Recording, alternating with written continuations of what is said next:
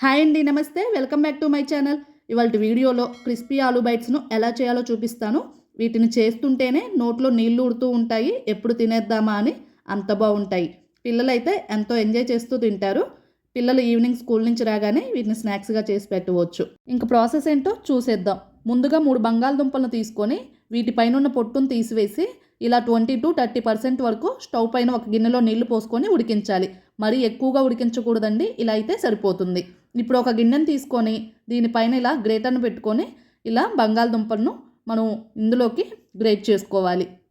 ఇలా అన్ని బంగాళదుంపలను ఈ విధంగా గ్రేట్ చేసుకోవాలి. ఇందులోకి ఇప్పుడు రుచికి సరిపడా ఉప్పును, 1/2 టీ స్పూను మిరియాల పొడిని, ఇలా మిరియాల పొడి వేసుకోవడం వల్ల ఆలూ బైట్స్ చాలా టేస్టీగా వస్తాయి. అలాగే 1/4 టీ స్పూన్ పసుపును, 1/2 టీ స్పూన్ రెడ్ చిల్లీ పౌడర్ను వేసుకోవాలి. 1/2 టీ స్పూన్ జింజర్ గార్లిక్ పేస్ట్ను, 1/2 టీ స్పూను ఆరిగానోని యాడ్ చేసుకోవాలి. ఆరిగానో యాడ్ చేసుకోవడం వల్ల అచ్చం బయట తిన్నట్లు అదే టేస్ట్తో ఆలూ బైట్స్ టేస్టీగా వస్తాయి. బైండింగ్ కోసం 1/2 కప్పు కార్న్ఫ్లోర్ను యాడ్ చేసుకోవాలి. అలాగే 1/2 కప్పు కొత్తిమీరను కూడా యాడ్ చేసుకోవాలి. ఒకవేళ ఆరిగానో మీకు అవైలబుల్గా లేకపోతే ఇలా కొత్తిమీరను కొంచెం మరింత యాడ్ చేసుకోవచ్చు. ఇవన్నీ ఒకసారి ఇలా మిక్స్ చేసుకోవాలి.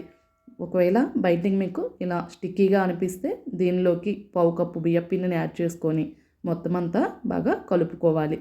ఒకవేళ మీకు ఇంకా స్టిక్కీగా అనిపిస్తే 1/2 కప్పు కార్న్ఫ్లోర్ను కానీ 1/2 కప్పు బియ్యపిండిని కానీ వేసుకొని ఇలా సాఫ్ట్ డౌలా చపాతీ పిండి వచ్చేలా కలుపుకొని పెట్టుకోవాలి.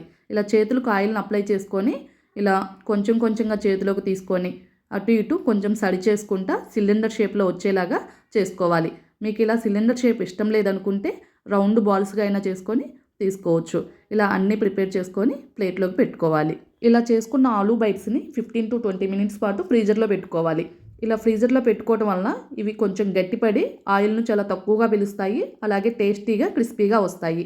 ఇలా చేసుకున్న ఆలూ బైట్స్ని ఎయిట్ కంటైనర్లో పెట్టుకొని 1 or 2 months వరకు డీప్ ఫ్రీజ్లో స్టోర్ చేసుకోవచ్చు. మీకు ఎప్పుడు కావాలనుకుంటే అప్పుడు తీసుకొని డీప్ ఫ్రై చేసుకోవచ్చు. ఇలా స్టవ్ పైన ఒక కడాయిని పెట్టుకొని డీప్ ఫ్రైకి ఆయిల్ను హీట్ చేసుకోవాలి. వన్స్ ఇలా ఆయిల్ హీట్ అయిన తర్వాత ఫ్లేమ్ని మీడియంలోకి టర్న్ చేసుకొని మనం చేసుకున్న ఆలూ బైట్స్ని ఒక్కొక్కటిగా ఆయిల్లోకి స్లోగా డ్రాప్ చేసుకోవాలి. అన్నీ ఒక్కసారిగా వేయకూడదు. ఇలా ఆయిల్కి సరిపడా వేసుకొని వీటిని వెంటనే కదిలించకూడదు. అలా కదిలించడం వల్ల ఆలూ బైట్స్ విరిగిపోయే ఛాన్స్ అనేది ఉంటుంది. ఇలా 1 or 2 minutes తర్వాత వీటిని ఇలా 2 sides టర్న్ చేసుకుంటూ ఫ్రై చేసుకోవాలి. వీటిని మీడియం ఫ్లేమ్ మీదే ఫ్రై చేసుకోవాలి. మంచి గోల్డెన్ బ్రౌన్ కలర్ వచ్చి క్రిస్పీగా టర్న్ అయిన తర్వాత ఆయిల్ నుంచి తీసుకొని ఇలా టిష్యూ ఉన్న పేపర్లోకి తీసుకోవాలి.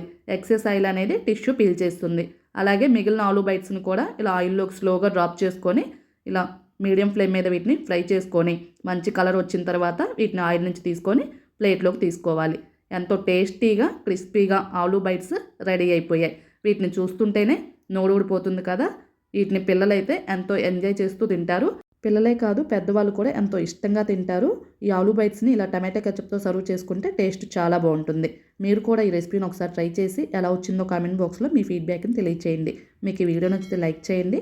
మీ ఫ్రెండ్స్కి, రిలేటివ్స్కి షేర్ చేయండి. పక్కనే ఉన్న బెల్ ఐకాన్ని సబ్స్క్రైబ్ చేసుకోండి. Thank you for watching.